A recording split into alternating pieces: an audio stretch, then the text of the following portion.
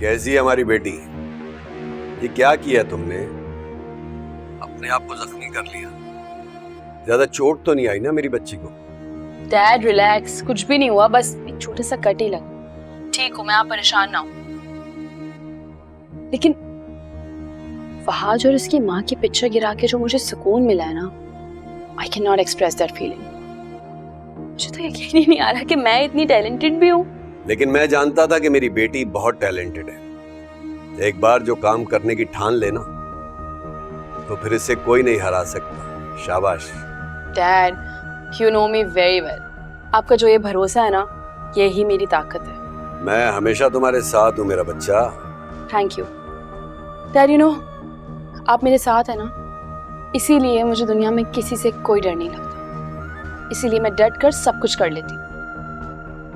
और क्या हो रहा है वहाँ? किसी से दोस्ती वोस्ती हुई या नहीं? आपने तो बताया नहीं था कि यहाँ पे दोस्तियां भी करनी है। आपको पता है, अभी अभी दुश्मनी के पौधे पर मैं पानी डालकर आई हूँ। शाबाश शाबाश। I am proud of you my बेटा। यार आपको पता है, जब मैं आपके और मामा के साथ रहती थी तो मुझे कोई गम नहीं था, कोई टेंशन नहीं थी। मैं बहुत पुरसुकून जिंदगी गुजार रही थी। लेकिन जब से मैं यहाँ पर आई हूँ ना, मुझे ये रियलाइज हुआ है कि मुझे यहाँ पर बहुत जल्दी आ जाना चाहिए था।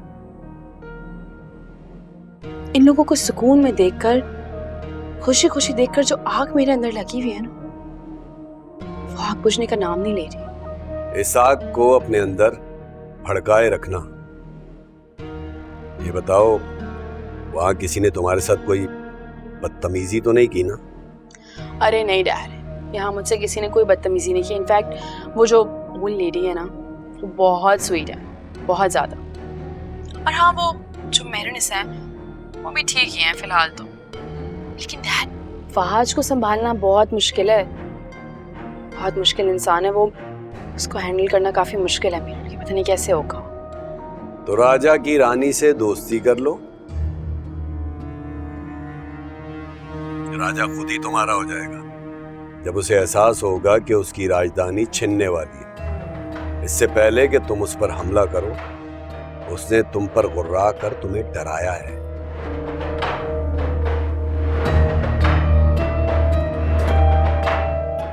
और सबसे ज्यादा अपनी दादी के करीब रहो।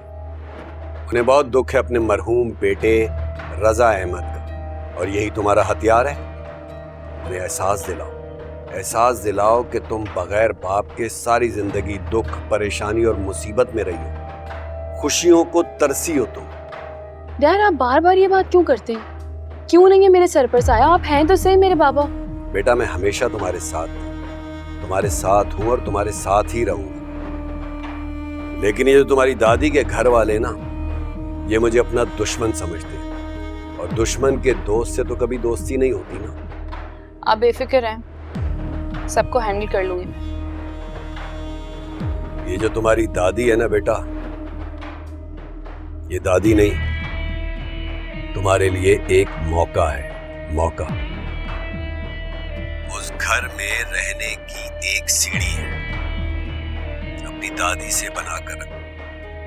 तुम जानती हो, तुम्हारी माँ जब तुम्हारे बाप के साथ इस घर में रहती थी, कभी भी खुश नहीं रही, हमेशा परेशान रही। और उसकी वजह तुम्हारी ये दादी और मुख्तार अहमद है। इसलिए इन्हें रहम दिल और मासूम समझने की गलती कभी मत करना। बाकी तुम्हारा ये डैड तुम्हारे साथ है बेटा, हमेशा। ख्याल रखना अपना।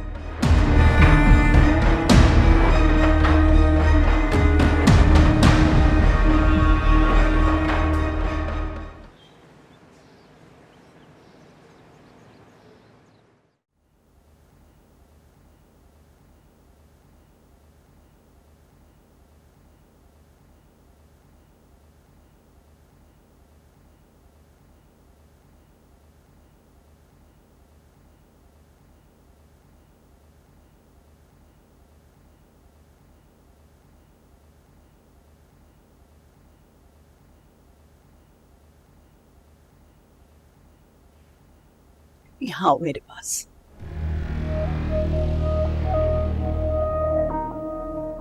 क्या बात है, इतनी उदास क्यों? बहुत तकलीफ है क्या?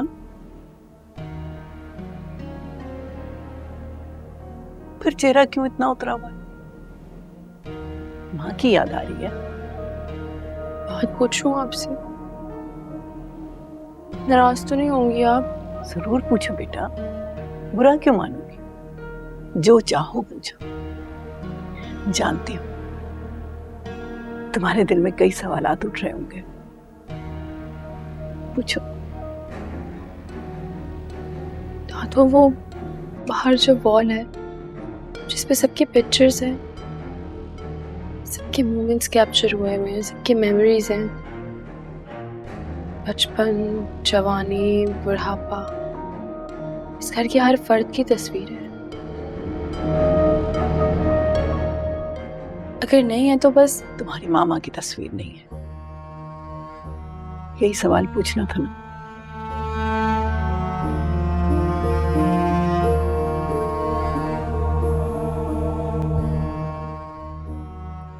जानती हूँ अपनी माँ की वहां तस्वीर ना देखकर तुम्हारा दिल कितना दुखा होगा, लेकिन इसके पीछे बड़ी तर्क बातें हैं बेटा। मैं वही तो पूछना चाहती हूँ आपसे। दादू आखिर ऐसी क्या वजह है कि माँ की एक तस्वीर भी नहीं है वहां पर? मम्मा तो आप सबकी इतनी तारीफें करती हैं, इतना भरोसा करती हैं, मुझे यहाँ छोड़कर चली गई, और मेरी मम्मा का नाम सुनते ही आप सबके चेहरे क्यों उतर जाते? पता नहीं महक ने अपनी पहली शादी के बारे में या तुम्हारे सगे बाप के बारे में तुम्हें क्या बताया, ये तो मैं नहीं जानती, लेकिन इतना जरूर जानती हूँ कि महक को भी एहसास हो गया है कि उसने यहाँ से जाकर गलती कर दी है। कौन सी गलती दादू? मामा ने ये बताया था कि बाबा की डेथ एक कार एक्सीडेंट में हुई थी, मगर इसमें मम्मा की क्या गलती? आप सब उनको क्यों कसूरवार ठहरा रहे हैं? क्यों मेरी मम्मा से सब इतनी नफरत करते हैं दादू? क्या करोगी जान के, बहुत तर्क बातें हम लोग तो भुला चुके हैं, लेकिन मुझे लगता है कि महक भी भूल चुकी है उन बातों। महक को हमने यहां से नहीं निकाला था, वो खुद अपनी मर्जी से गई थी। वो इस घर के हर दिल अजीज बेटे की बेवा थी, वो खुद अपनी मर्जी से यहां से गई है, और ये रास्ता उसने खुद ही चुना था। वरना अगर वो यहाँ रहती तो हम उसको बड़ी इज्जत और एहतराम से रखते। मामा की कहानी में तो ये जालिम है, और इनकी कहानी में मामा। काफी कंफ्यूजिंग स्टोरी है ये। तुम यहाँ बैठो, मैं आती हूँ।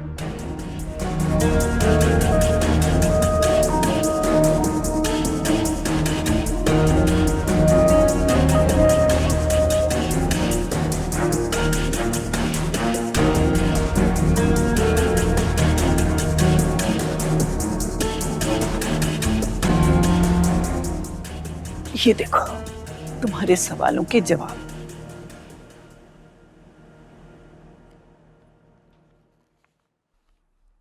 तुम्हारी पहली सालगिरह की तस्वीर है। अगर ये मेरी पहली सालगिरह है तो मेरे बाबा की गोद में कोई और क्यों? कोई और नहीं, वहाज है ये।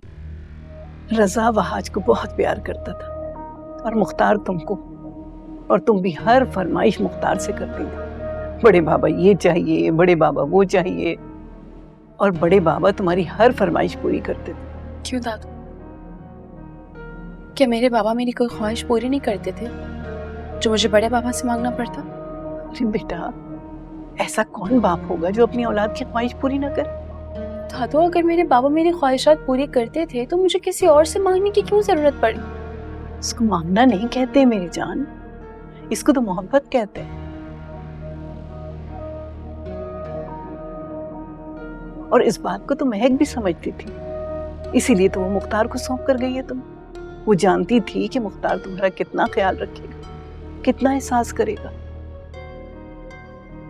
मम्मा ने अच्छा नहीं किया दादू, मम्मा को यहाँ लाना ही नहीं चाहिए था मुझे।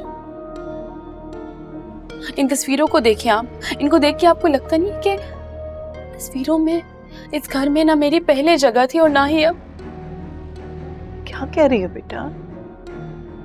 मैं तो तुमको बचपन तुम्हारा याद दिला रही थी, अपने बाप के साथ गुजारे वक्त को दोबारा जी सको। नहीं जीनी मुझे ऐसी झूठी जिंदगी था जहां मेरा कोई अपना ही नहीं है। आज मामा मुझे यहाँ पर फेंक कर चली गई, कल आप लोग उठा के किसी और के घर पे फेंक देंगे। मेरा तो कोई भी नहीं है ना, कोई भी नहीं बचा मेरे पास। वरीशा, वरीशा।